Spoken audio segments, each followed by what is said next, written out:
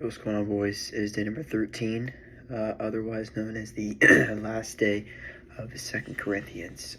So for today's video, we're going to be looking at the final chapter of 2nd Corinthians and Paul's message to the people of Corinth. Right off the bat, I just want to say this video is probably going to be pretty short. I'm recording this at almost midnight. Had a really long day today with work and had some family come down. I did a little bit of yard work, so I apologize if I sound a little drowsy, if I look really sleepy. I'm trying to get this down just because I want to be able to continue the series and just refresh my mind to finish off the day. Had a really rough day at work, but I promise I'm okay. If I look a little bit off, so this video should go up for today as the final chapter. I'm still not decided on what I want to do for the new series. I know that April doesn't start until Tuesday, so I definitely will start a new chapter tomorrow, but I'm still trying to decide on that, but I will let you guys know, so just keep update, keep watching for the new video, and I will have it out sometime tomorrow. So for today, we're going to be looking at chapter 13 is split into two sections, with the majority of it being Paul's final warnings, and then the last 3 verses is his greetings, his kind of final greetings. So his usage, I think the word final here, as we may know, is this little goodbye, but it's more of a kind of starting point to some other people, as a way of saying, okay, we've presented you with this information. Now it's your turn to actually take it and put it to use, instead of, just letting it, go in one ear and come out the other. So, Paul has, shared these messages with these people of Corinth over a period of time, and now it's the job of the people to go out and share it with other people, and actually put these descriptions and these pledges and these decisions into action, because nothing really happens until they actually commit to these acts that they are being called upon, and these ways that Christ can do with them as they accept him into their lives. So the first verse I want to take a look at is verse 4, where Paul says this: "For to be sure, for he was crucified in weakness, yet he lives by God's power. Likewise, we are weak in him, yet by God's power we live with him in our dealing with you." So we get that opportunity to live with Christ because of God's goodness and his love. He chose to allow us to have that chance to live in Christ. Christ has the ability to come, within our bodies and transform us from inside out, instead of us trying to always change ourselves from the outside in. And that's one of the other things I've noticed the difference between, disciplining yourself and the idea of changing yourself. When you discipline yourself, you are, working on those routines from within you. You are changing from changing what is inside that'll have an effect on the outside. Whereas when you're just changing yourself, you are simply just changing what's on the outside. The inside's still staying the same. So your thoughts are staying the same. Your routines and your processes are staying the same. And, you're just changing what's different outside. And oftentimes people will, really change so much on the outside to where they're not even recognizable anymore, whether it's they change the way they dress, or maybe the way that they, present themselves, with maybe their, skin tone. But, the difference with that is, we have the ability to live with Christ. Christ has the ability to live within us and change us from the inside out. Now, obviously, our bodies on the inside, our organs, stuff are going to stay they're going to be the exact same. But it's that mental process that changes, the way you perceive things, the way you go out to view life. That's what changes.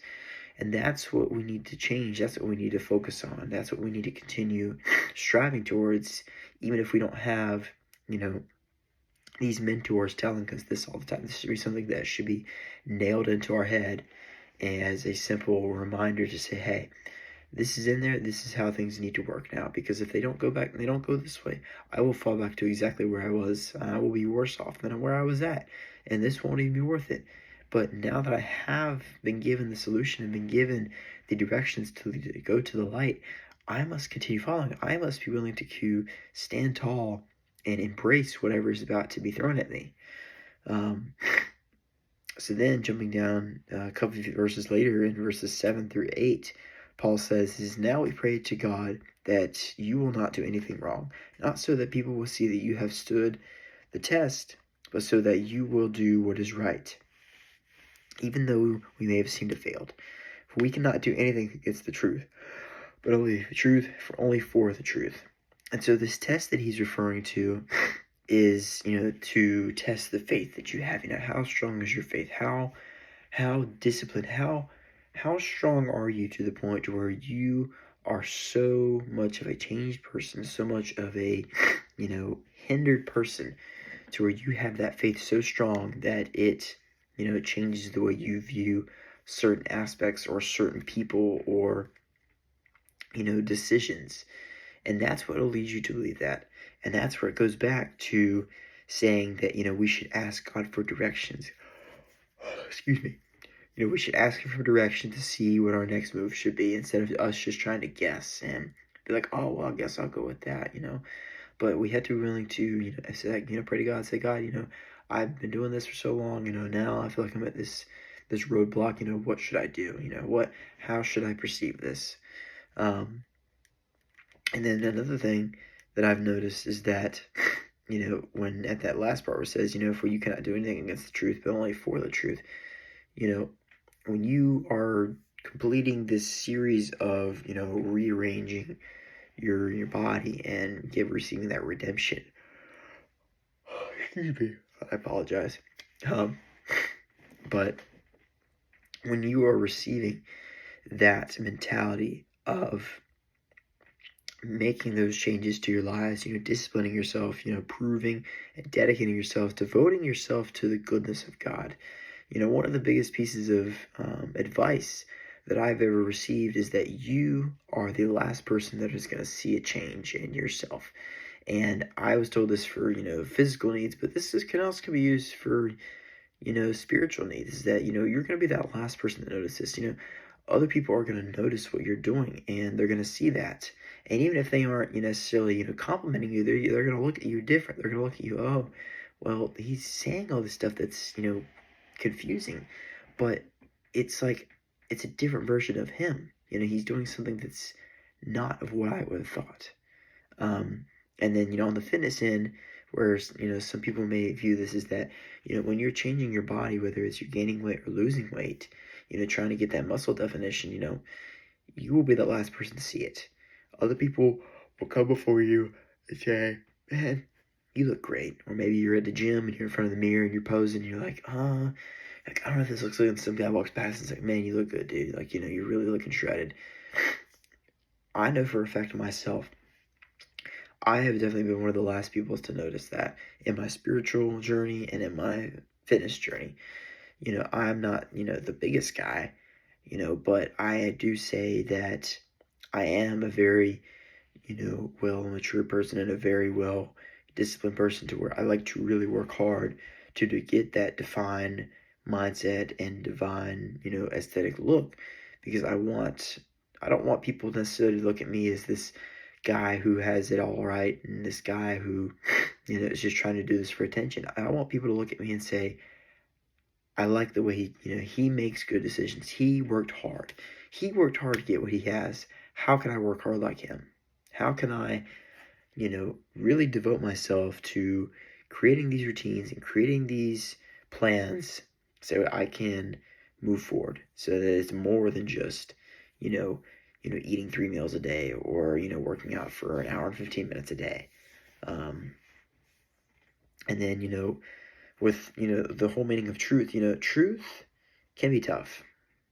It is. Truth hurts sometimes, especially with, your family, or maybe things, going on at your career or your school or wherever it is. Truth can hurt sometimes because, the only way we can endure it, and the only way we can understand it, is if we just listen to it, we hear it. Even if we may not like the way it's worded or hear the way it's, presented to us, truth hurts. It does. I've experienced it firsthand numerous times, and I'm sure everybody who's watching this has as well. But truth hurts, and we know that firsthand. But in order for us to move on, we have to really to endure it. And sometimes that means we have to go through some really low points in our lives. But that's where God is always there with us, reminding us, hey, stay faithful, stay loyal. Remember, I am with you always. I will never leave your side. I will never leave you, never forsake you. I will always be there. And then the last verse I want to read is kind of a just half part of the verse, which is verse 10. It's the second half after the dash. I don't know what that line's called. I can't remember what those are called.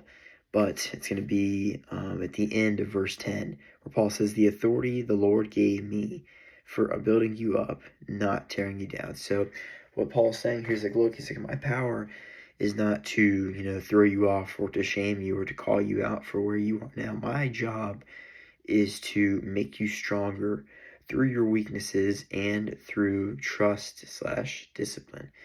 So, what doesn't kill you makes you stronger, is a real thing.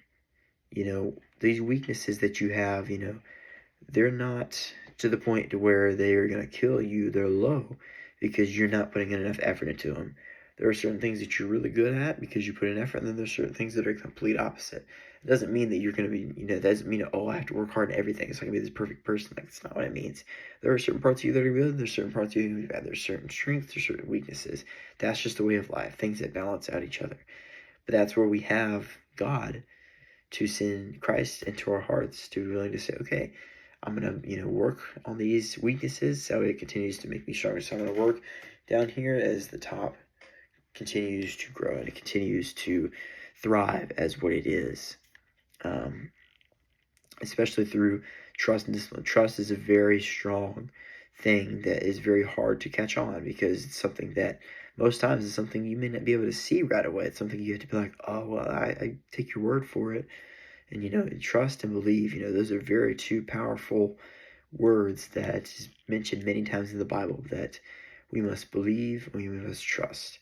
Even though we may not see these reactions happen, even though we may not see these things happening right now, we know that if we do work hard, things will work out well because we've had these things happen in the past. We've had these things happen to us in the past. We may not, like I said, it may take us a few days, a few weeks, but eventually it will catch on, and that's what's important.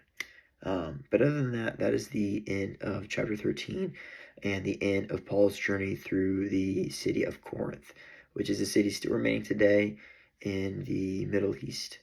I hope you guys have had a great week. I hope you guys have enjoyed the weather. It's been very warm out here in eastern North Carolina.